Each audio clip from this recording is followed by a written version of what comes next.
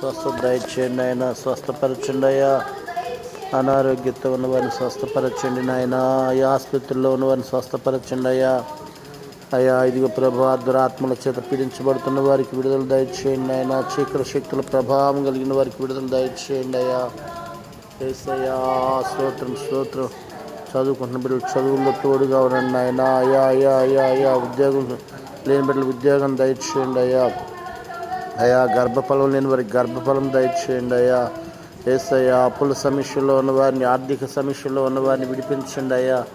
అయా ప్రతి ఆర్థికమైన సమస్యల నుంచి విడిపించండి నాయన. వివాహం కావాల్సిన యవనస్తుల యొక్క వివాహాల్లో తోడుగా ఉండండి అయ్యా నాయన. పరిశుద్ధ ఆత్మదేవుడా స్తోత్రాలు స్తోత్రాలు అయ్యా. వారి వివాహాల్లో తోడుగా ఉండండి నాయన. పరిశుద్ధ ఆత్మ కార్యం జరిగించండి దేవా.